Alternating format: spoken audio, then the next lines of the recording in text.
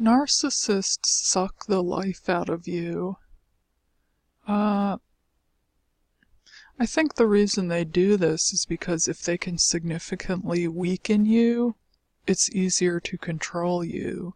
So if they have you in these endless circular conversations that go nowhere and arguments and crazy making, you basically just get weaker and weaker and weaker the more you engage with them. And then the weaker you are, the harder it is to leave, because when you're in a strong position, when you're 100%, it's much easier to get away. But if you're kind of like a broken down jalopy that's not functioning properly, you kind of lose your wits. You don't have your wits about you anymore, and at this point it is easier to control you. So they kind of suck the life out of you like a balloon deflating, or like these tires here on the screen, so that the tires are flat and they're no longer their, perfectly functioning selves. So at this point they can kind of do whatever they want with you. They've significantly broken you down, and so this is all by design. So they want to weaken you so they can, then they're essentially going to go in for the kill, which is discarding you. So it's kind of like the discard is kind of like the coup de grace in a fight, the finishing blow. So the devaluation is where they're sucking the life out of you, they're devaluing you, they're breaking you down for that finishing blow. So it's almost like a preparation period of going in for the kill.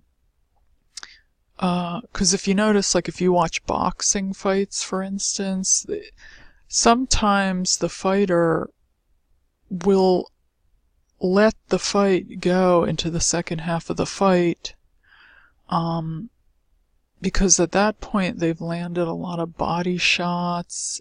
They've significantly, which kind of zap your energy from you, and towards the end of the fight they'll go in for the kill because they know they've significantly weakened the opponent, and they can see by the body language of the opponent that the person just like doesn't want to be there. They're like, they're like mentally checked out of the fight.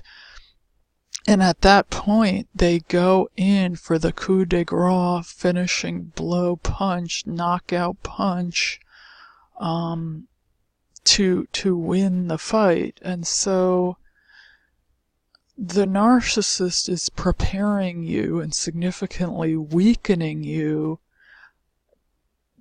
so that they can ultimately, they know that when they discard you, that's going to kill you. That hit is going to be a little too much for you to take at that point, because you've already gone through so much with this person and put in so much mental energy into the relationship.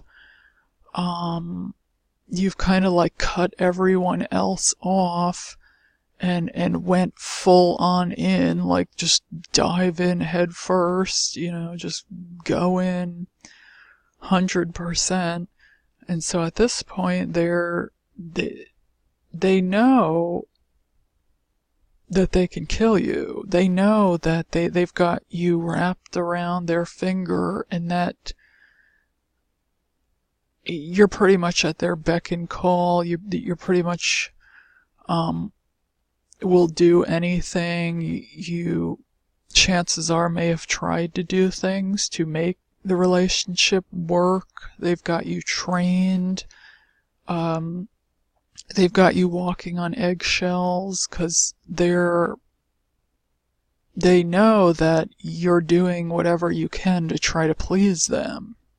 to try to make it work. And so then when they switch it up and flip the script and discard you, it's like, wait a minute, I was trying everything to make this work. Well, it's just a complete shock to the system. And so it's like an overload to the system. And that's where the cognitive dissonance comes in, because you can't quite mentally process this. It's too much for your brain to process, so it's like an overload. So anyway, the narcissist is kind of like, when you have like dominoes and you have to set the first one in motion to knock the other dominoes down. The narcissist is kind of like that first domino, where they set everything in motion and then the chaos begins. But see, they don't want to get their hands dirty, so they don't want anyone to know that they tipped off that first domino. You know what I'm saying? Like it's like they'll throw the match in the fire, but yet they want to watch the fire blaze out and burn down the house. They want to watch all the chaos, but they don't want anyone to know that they tipped off the first domino. You know what I mean? They don't want anyone to know that they created the madness and created the mess and the huge blazing fire. They threw the match that started the fire. So narcissists thrive in chaos. They love chaos. So they want to they want to put the fuel on the fire. They want to see this thing turn into a massive, uncontrollable wildfire blaze, and then they're just going to sit there and smile with that narc smirk, that narc grin. They love that. But the point is, they want to suck the life out of you. They want you to be a deflated balloon that cannot function properly. So, the good news is you can get back up. You can build yourself back up. You might be deflated for a while, but you're never going to be deflated for good. It may take some time. It's a slow process, but you can build yourself back up minute by minute, hour by hour, day by day, year by year. You're going to continually get your strength back, and you're going to build yourself back up. So it's a temporary, it might be a temporary, you might be down for a minute, but pretty soon you'll be back to your normal self, flourishing, strong, independent, and much better off without the narcissist.